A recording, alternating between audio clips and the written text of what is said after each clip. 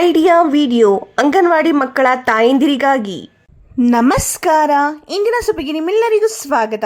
ಕಳೆದ ವಾರದ laundry bag ಎಂಬ ವಿಷಯದ ಕುರಿತು ತೋರಿಸಲಾದ ವಿಡಿಯೋದ ಮಾಹಿತಿ ಮತ್ತು ವಯಸ್ಸಿಗೆ ಅನುಗುಣವಾಗಿ ನೀಡಿದ ಅಭ್ಯಾಸ ಹಾಳೆಯ ಮಾಹಿತಿಯನ್ನು ನೀವು ನಿಮ್ಮ ಗುಂಪಿನಲ್ಲಿ ಚರ್ಚಿಸಿ ಮಕ್ಕಳೊಂದಿಗೆ ಹಂಚಿಕೊಂಡಿದ್ದೀರಿ ಎಂದು ನಾವು ಭಾವಿಸುತ್ತೇವೆ. ನಿಮ್ಮ ಆಲೋಚನೆಗಳು ಮತ್ತು ಅನುಭವಗಳು ನಮಗೆ ಮುಖ್ಯ. ದಯವಿಟ್ಟು ಅವುಗಳನ್ನು ನಮ್ಮೊಂದಿಗೆ ಹಂಚಿಕೊಳ್ಳಿ. ಈಗ ಇಂದಿನ ಕಾರ್ಯವನ್ನು ಪ್ರಾರಂಭಿಸೋಣ. ಅಲ್ಲಿಯವರೆಗೆ ನಾವು ವಿಡಿಯೋವನ್ನು ಇಲ್ಲಿ ಪಾಸ್ ಮಾಡೋಣ. ಬನ್ನಿ ಈಗ ಮುಂದಿನ ಚಟುವಟಿಕೆಯನ್ನು ಮಾಡೋಣ. ಇದರ ಹೆಸರು ಮಾಡಿ ನೋಡೋಣ. ಎಲ್ಲ ತಾಯಂದಿರು ವೃತ್ತದಲ್ಲಿ ನಿಂತುಕೊಳ್ಳಿ. ತಾಯಂದಿರ ಸಂಖ್ಯೆಗಿಂತ ಮಧ್ಯದಲ್ಲಿ ಒಂದು ಕಡಿಮೆ ಕುರ್ಚಿ ಇಡಿ.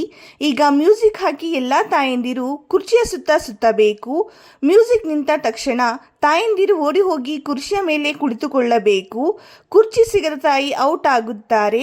ಹೀಗೆ ಪ್ರತಿ ಬಾರಿ ಒಂದೊಂದು ಕುರ್ಚಿಗಳನ್ನು ತೆಗೆದು ಆಟವನ್ನು ಮುಂದುವರೆಸಿ ಕೊನೆಯವರೆಗೆ ಉಳಿಯುವ ತಾಯಿ ಗೆಲ್ಲುತ್ತಾರೆ. ಈ ಆಟ ಮುಗಿಯುವವರೆಗೆ ವಿಡಿಯೋವನ್ನು ಇಲ್ಲಿ ಪಾಸ್ ಮಾಡೋಣ. ಬನ್ನಿ ಈಗ ಮುಂದಿನ ಚಟುವಟಿಕೆಯನ್ನು ಮಾಡೋಣ. ಇದರ ಹೆಸರು ಏನಾದರೂ ಹೊಸದನ್ನು ಕಲಿಯೋಣ.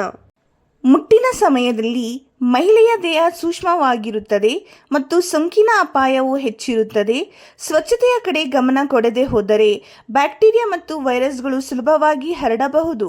ಪೀರಿಯಡ್ ಸಮಯದಲ್ಲಿ ಸ್ವಚ್ಛವಾಗಿರೋದು ಅಷ್ಟು ಮುಖ್ಯ ಅಂತಾದ್ರೆ ಆಗ ನಾವು ಸ್ನಾನ ಮಾಡಬಾರ್ದು ಅಂತ ಯಾಕೆ ತಡೀತಾರೆ? ಮೀರಾ, ಇದೊಂದು ತಪ್ಪು ಕಲ್ಪನೆ. ಪೀರಿಯಡ್ ಸಮಯದಲ್ಲಿ ಸ್ನಾನ ಮಾಡೋದು ಬಹಳ ಮುಖ್ಯ. ಪೀರಿಯಡ್ಸ್ ಅವಧಿಯಲ್ಲಿ ಸ್ವಚ್ಛತೆಯನ್ನು ಕಾಪಾಡಿಕೊಳ್ಳೋ ಕೆಲವು ಉಪಾಯಗಳನ್ನ ನಾನು ನಿಮಗೆ ತಿಳಿಸ್ತೇನೆ. ಪೀರಿಯಡ್ ಸಮಯದಲ್ಲಿ ಪ್ರತಿದಿನ ಕನಿಷ್ಠ 1 ಬಾರಿಯಾದರೂ ಸ್ನಾನ ಮಾಡಲೇಬೇಕು. ಒಗೆದ ಹಾಗೂ ಸ್ವಚ್ಛವಾದ ಬ್ರಾ, ಅಂಡರ್ವೇರ್ ಮುಂತಾದ ಒಳ ಉಡುಪುಗಳನ್ನ ಧರಿಸಿ ಅವುಗಳನ್ನ ಪ್ರತಿದಿನ ಬದಲಿಸಬೇಕು. ನಿಮ್ಮ ಪ್ಯಾಡ್ಗಳನ್ನ ನಿಯಮಿತವಾಗಿ ಬದಲಿಸಬೇಕು.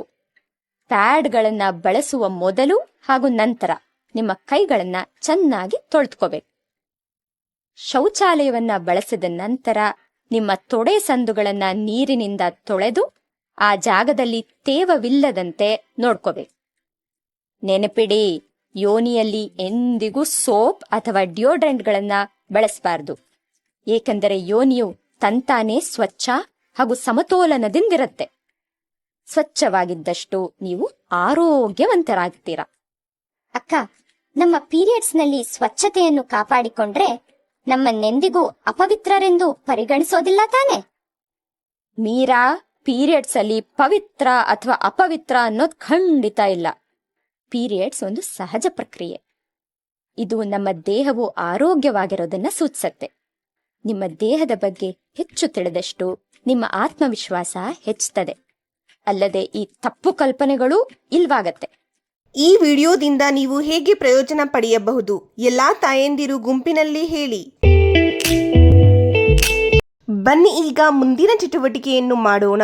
ಇದರ ಹೆಸರು ಮನೆಗೆ ಹೋಗಿ ಮಕ್ಕಳಿಂದ ಮಾಡಿಸಿ. ಮನೆಯಲ್ಲಿ ಮೋಜಿನಾಟ. ಕ್ರಮ ಸಂಖ್ಯೆ 1, ಹೆಚ್ಚು ಅಥವಾ ಕಡಿಮೆ ನೀರು ತುಂಬಿರುವ ಬಟ್ಟಲುಗಳನ್ನು ತೆಗೆದುಕೊಳ್ಳಿ. ಚಮಚಗಳೊಂದಿಗೆ ಶಬ್ದಗಳನ್ನು ಮಾಡಿ ಮತ್ತು ಸಂಗೀತ ಮಾಡಿ. ಕ್ರಮ ಸಂಖ್ಯೆ 2, ಮಗುವಿಗೆ 3 ರಿಂದ 4 ವಸ್ತುಗಳನ್ನು ತೋರಿಸಿ ಮತ್ತು ಏನು ಕಾಣೆಯಾಗಿದೆ ಆಟವನ್ನು ಆಡಿಸಿ. ಕೊಟ್ಟಿರುವ ಅಭ್ಯಾಸ ಹಾಳೆಯಲ್ಲಿ ಮಕ್ಕಳ ವಯಸ್ಸಿಗೆ ಅನುಗುಣವಾಗಿ ಚಟುವಟಿಕೆಗಳನ್ನು ನೀಡಲಾಗಿದೆ. ಈ ಚಟುವಟಿಕೆಗಳನ್ನು ಅರ್ಥ ಮಾಡಿಕೊಂಡು ಮಕ್ಕಳಿಗೆ ಮಾಡಿಸಿ. ಕೊಟ್ಟಿರುವ ಚಟುವಟಿಕೆ ಮತ್ತು ಅಭ್ಯಾಸ ಹಾಳೆಯನ್ನು ಮಾಡುವುದರಲ್ಲಿ ಮಗುವಿಗೆ ಸಂತೋಷವಾಗಿದೆ ಎಂದು ನಾವು ಭಾವಿಸುತ್ತೇವೆ. ದಯವಿಟ್ಟು ಈ ಅನುಭವವನ್ನು ನಮ್ಮೊಂದಿಗೆ ಹಂಚಿಕೊಳ್ಳಿ. ಇಂದಿನ ಚಟುವಟಿಕೆಗಳು ಇಲ್ಲಿಗೆ ಮುಕ್ತಾಯವಾಯಿತು.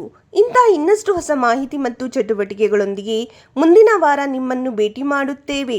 ಅಲ್ಲಿಯವರೆಗೆ ನಿಮ್ಮ ಮತ್ತು ನಿಮ್ಮ ಮಕ್ಕಳ ಆರೋಗ್ಯದ ಬಗ್ಗೆ ನೋಡಿಕೊಳ್ಳಿ. ಧನ್ಯವಾದಗಳು.